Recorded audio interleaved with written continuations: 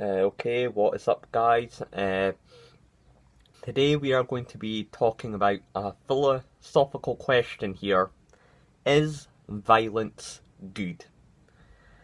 Now, this is the golden ethical question. Is violence good or not? We live in a world where violence is just natural and will always happen and will always be around. It's just a human trait.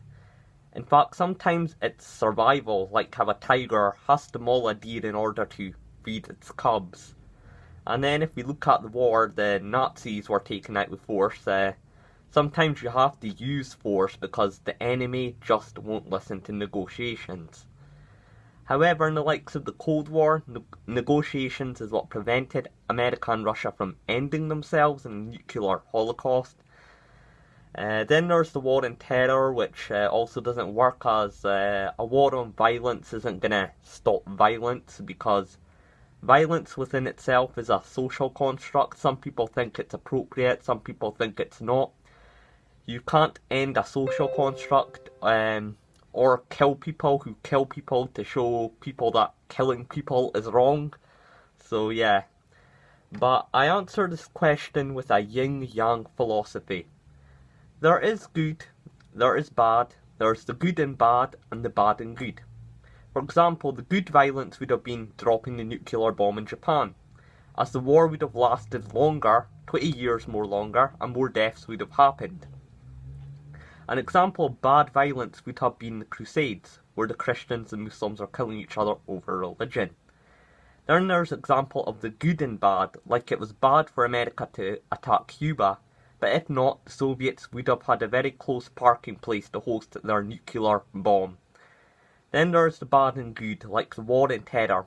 Sure, it may have sounded good to fight terrorists like Al-Qaeda, but in return, it just led to a quagmire in the Middle East and opened up a power vacuum to which ISIS has controlled, which is bad. So you can't really answer the question, and even with those examples, some Cubans may disagree that communism is what ended racial discrimination in Cuba, which was true. And some people in Japan may say, well, the Americans could have threatened Japan with a nuke instead of actually doing it. So there are many points from many views. Some thinks violence is justified at sometimes, and that sometimes violence should be stamped out. However, if it wasn't for violence and defending ourselves from wars, we wouldn't be alive. Heck, back in the caveman days, we just raped cave girls we were attracted to. No dates, no months of getting her to like you, just straight up hit her in the back of the head with a rock and penetrate her. So how many of us are alive because of violence? However, if we just let violence be rampant, then we also wouldn't be alive to view this as everything would just be a purge. So what I'm saying is we are alive because of our violent animal instinct. However, if it is not contained or controlled, it actually goes against our way of building a civilization and human progress. Violence also works like a drug in the sense that it is not needed, however it makes some people feel good, and not needed for defense at all. And those people are just pure evil and have no sympathy for others and should be arrested, but then that means killing within itself must be euphoric if serial killers get a hit of hitting of killing, and if that's the case we need to study our psychology more. But since I mentioned that, should we bring back the death penalty? I would say no. We can't hide behind a moral justification as an excuse to get away with releasing our own barbarity. That's what social justice warriors do.